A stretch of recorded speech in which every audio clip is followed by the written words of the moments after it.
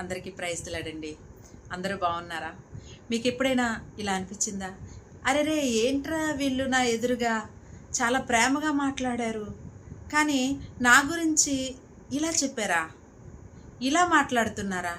అరే, వీళ్ళు నా కుటుంబీకులే కదా, అయ్యో వీళ్ళు నాకు దగ్గర వాళ్ళే కదా, అయ్యో వీళ్ళు నా స్నేహితులే కదా, ఎందుకు నా గురించి ఇలా మాట్లాడుతున్నారు అని మీకు ఎప్పుడైనా అనిపించిందా? అలాంటి సందర్భం వచ్చిందా? అయితే దేవుడు చెప్తున్నాడండి, భయపడవద్దు అని. మనుషులు మనకు దూరంగా ఉండొచ్చండి, స్నేహితులు కూడా మనల్ని చేయి విడిచిపెట్టేవచ్చు.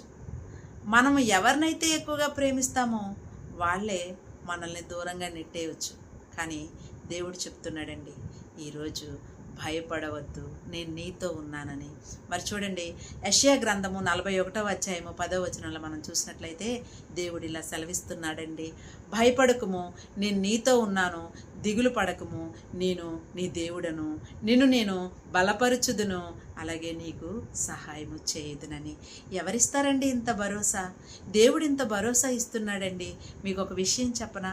ఈరోజు మనం ఇంత పరిస్థితుల్లో, అంటే అనారోగ్యము లేకుండా, డబ్బులు ఎక్కువగా రోగాలకే ఖర్చు అవ్వకుండా ఇలా బ్రతికి ఉన్నామంటే దేవుని ఉచిత కృప అండి. దాన్ని బట్టి మనం సంతోషించాలి. ఇక సమస్యలు అంటారా, అవి దేవుడు తీర్చగల సమర్థుడు కాబట్టి మనం భయపడవలసిన అవసరం లేదు.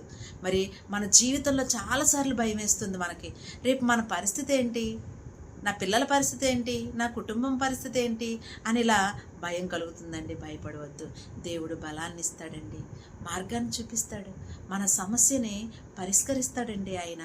కాబట్టి మనం భయపడవలసిన అవసరం లేదండి.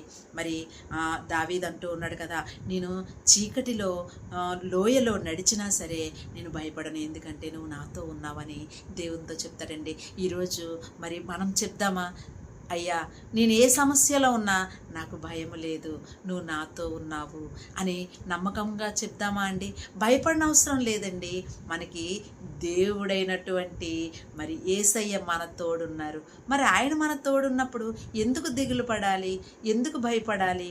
కాబట్టి భయముని విడిచిపెట్టి ఈ రోజున మనం దేవునిలో సంతోషంగా ఉందాం.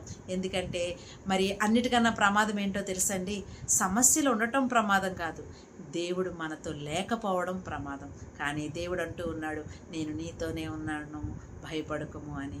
మరి అలాంటి దేవునికి కృతజ్ఞతాస్తుతులు చెప్దామా? మరి దేవుడు మీ జీవితంలో, నా జీవితంలో అద్భుతము చేయనుగాక. ఆమేన్.